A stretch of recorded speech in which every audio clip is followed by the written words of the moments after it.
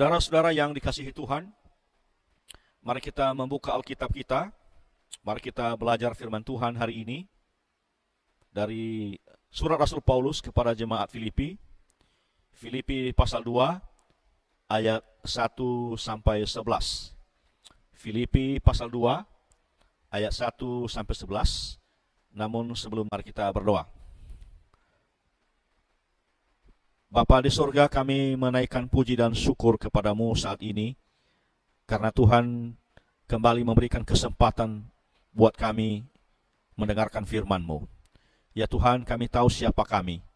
Kami adalah manusia biasa, bahkan manusia berdosa. Kami juga menyadari ketidakmampuan kami dan keterbatasan akal budi kami untuk memahami firman-Mu. Karena itu kami memohon pertolongan-Mu.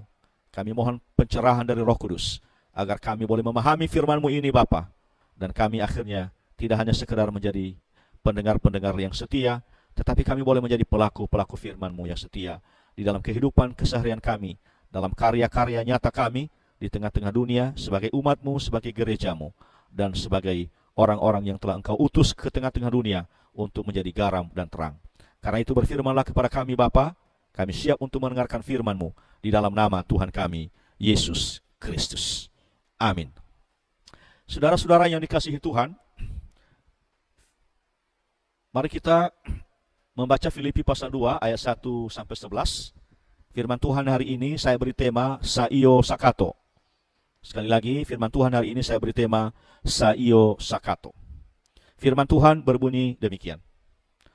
Jadi karena dalam Kristus ada nasihat, ada penghiburan kasih, ada persekutuan roh, ada kasih mesra dan belas kasihan. Karena itu sempurnakanlah sukacitaku dengan ini. Hendaklah kamu sehati sepikir dalam satu kasih, satu jiwa, satu tujuan. Dengan tidak mencari kepentingan sendiri atau puji-pujian yang sia-sia. Sebaliknya hendaklah dengan rendah hati yang seorang menganggap yang lain lebih utama daripada dirinya sendiri. Dan janganlah tiap-tiap orang hanya memperhatikan kepentingannya sendiri, tetapi kepentingan orang lain juga. Hendaklah kamu dalam hidupmu bersama menaruh pikiran dan perasaan yang terdapat juga dalam Kristus Yesus, yang walaupun dalam rupa Allah, tidak menganggap kesetaraan dengan Allah itu sebagai milik yang harus dipertahankan, melainkan telah mengosongkan dirinya sendiri, dan mengambil rupa seorang hamba, dan menjadi sama dengan manusia. Dan dalam keadaan sebagai manusia, ia telah merendahkan dirinya, dan tak sampai mati, bahkan sampai mati di kayu salib. Itulah sebabnya Allah sangat meninggikan dia, dan mengaruniakan kepadanya nama di atas segala nama, supaya dalam nama Yesus bertekuk lutut segala yang ada di langit, dan yang ada di atas bumi, dan yang ada di bawah bumi. Dan segala lidah mengaku bahwa Yesus Kristus adalah Tuhan, bagi kemuliaan Allah Bapa.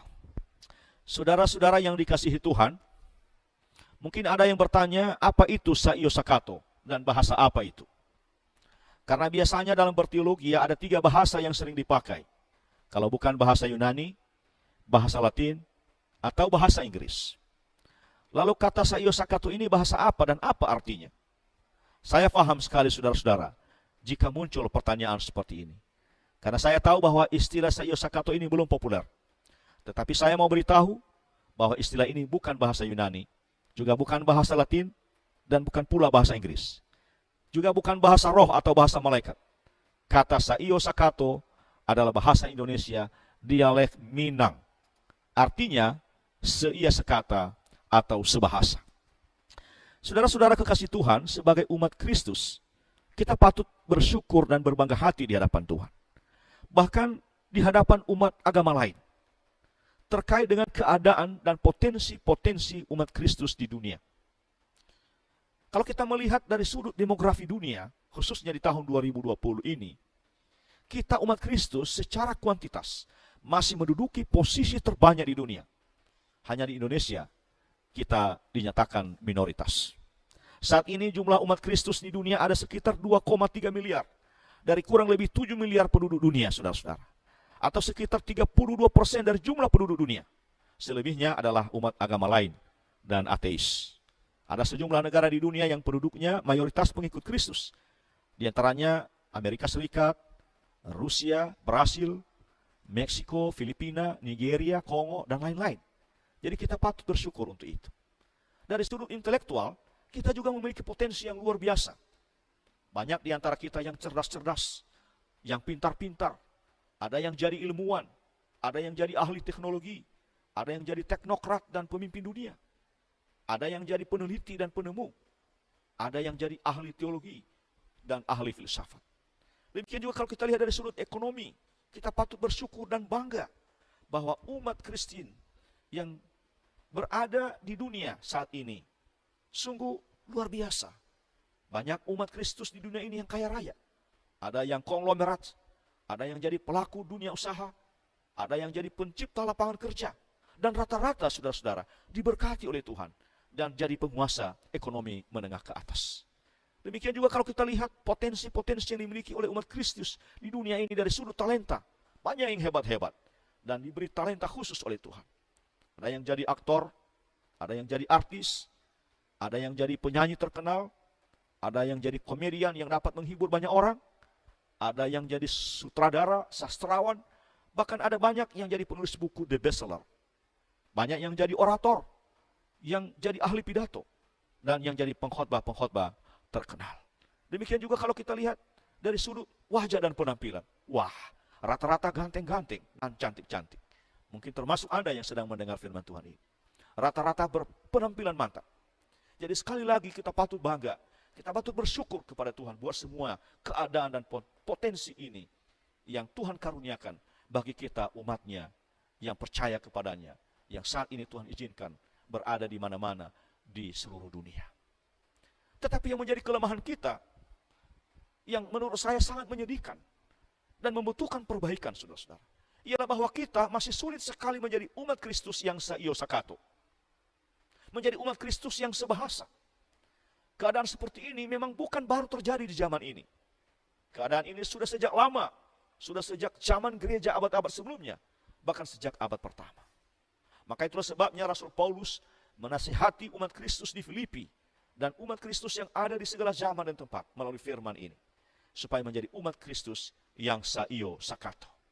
Makanya dalam ayat 2 dari pembacaan firman Tuhan ini, dimintanya demikian, jadi karena dalam Kristus ada nasihat, ada penghiburan kasih, ada persekutuan roh, ada kasih mesra dan belas kasihan. Karena itu sempurnakanlah sukacitaku dengan ini. Hendaklah kamu sehati sepikir, dalam satu kasih, satu jiwa, satu tujuan.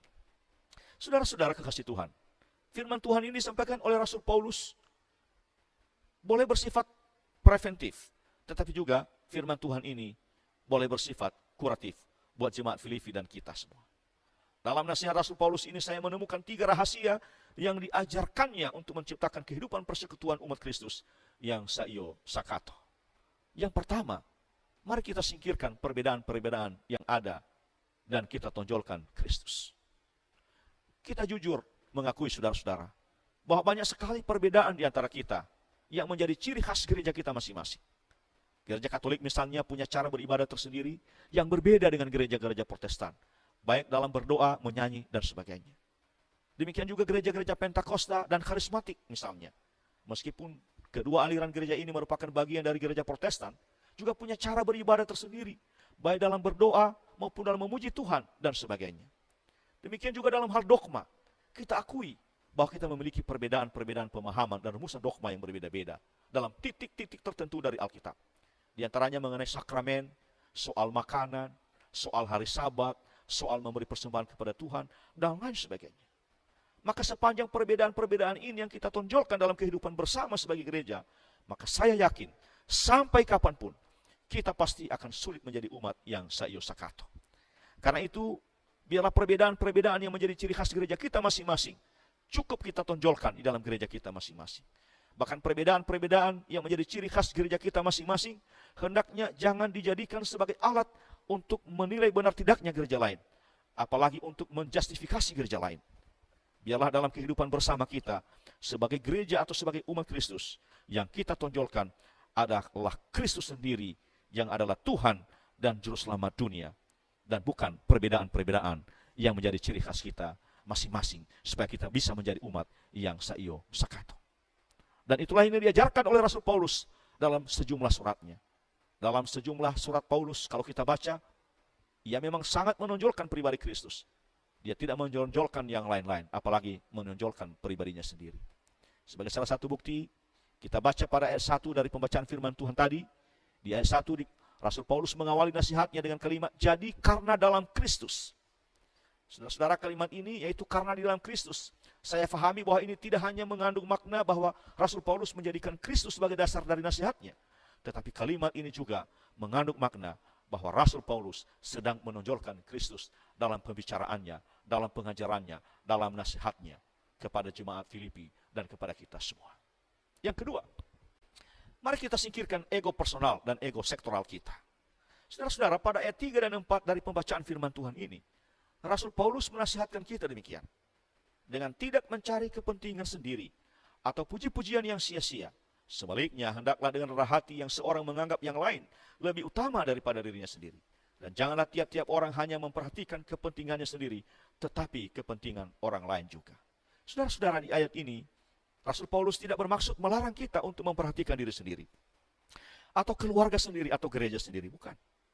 Tetapi Rasul Paulus hendak mengajar kita agar kita jangan hanya memperhatikan kepentingan diri sendiri.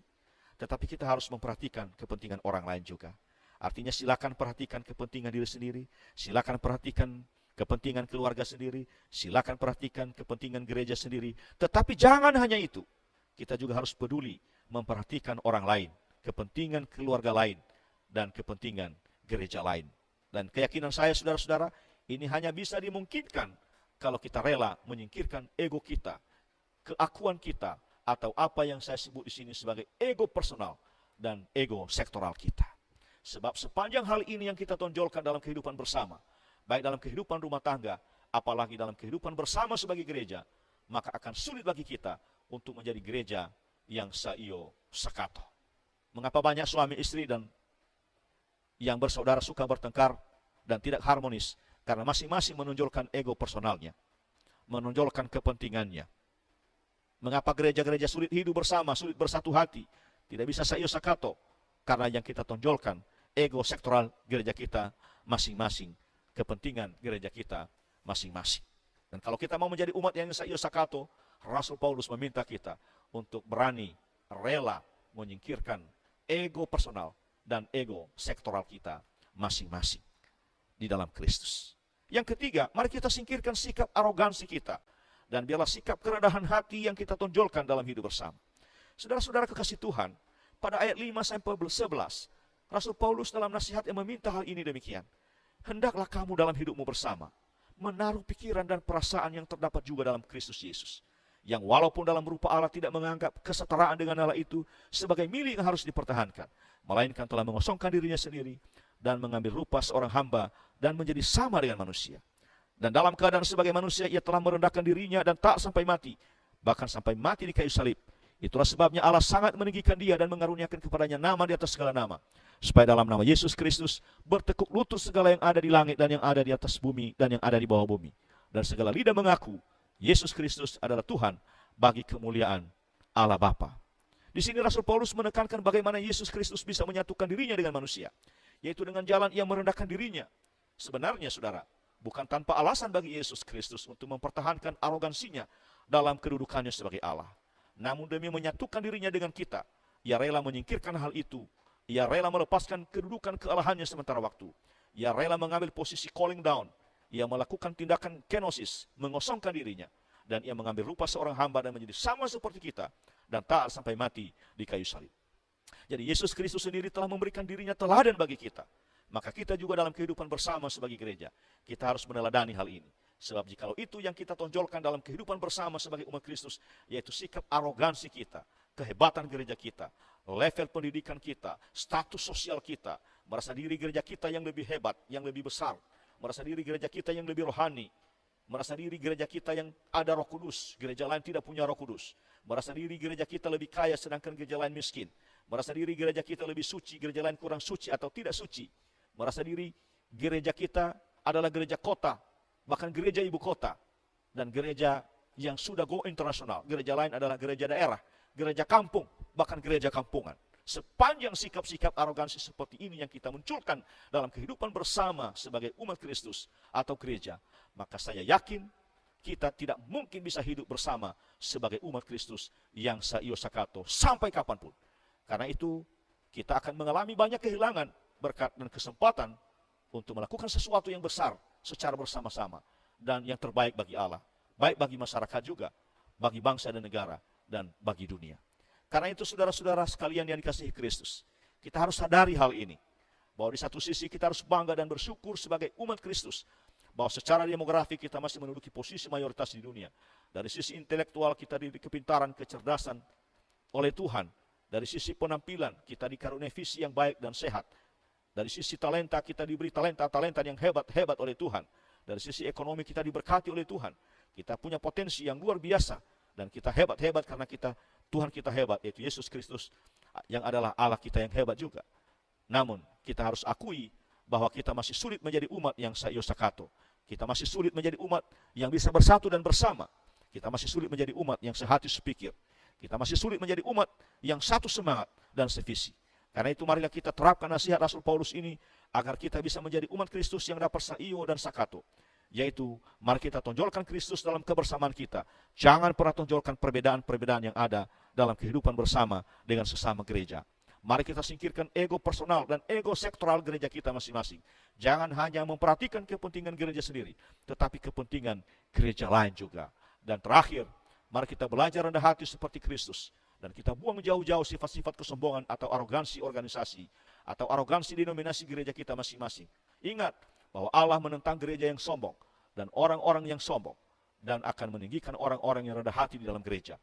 Sama seperti Kristus telah merendahkan dirinya sampai mati di kayu salib, untuk kemudian ditinggikan, sehingga dalam namanya bertekuk lutut segala yang ada di langit, dan yang ada di bumi, dan yang ada di bawah bumi. Dan kita semua percaya saudara-saudara, bahwa suatu saat kelak, semua lidah akan mengaku bahwa Yesus Kristus adalah Tuhan bagi kemuliaan Allah. Amin. Mari kita berdoa. Kami bersyukur kepadamu Bapa untuk firman-Mu yang boleh kami pelajari. Kami sadar bahwa waktu kami sangat terbatas. Hamba-Mu juga penuh dengan keterbatasan untuk menjelaskan firman-Mu ini. Karena itu kami memohon kiranya Roh Kudus menolong kami, supaya firman ini terus dimeteraikan oleh Roh Kudus. Dan kami diberi kekuatan dan kemampuan untuk memahaminya lebih jauh dan lebih dalam lagi. Dan lebih daripada itu, supaya kami boleh melakukannya dalam kehidupan bersama kami, untuk semua gereja di seluruh dunia dimanapun berada. Supaya kami boleh menjadi umat yang saio sakato untuk kemuliaan Tuhan. Di dalam nama Tuhan Yesus Kristus kami berdoa. Amin.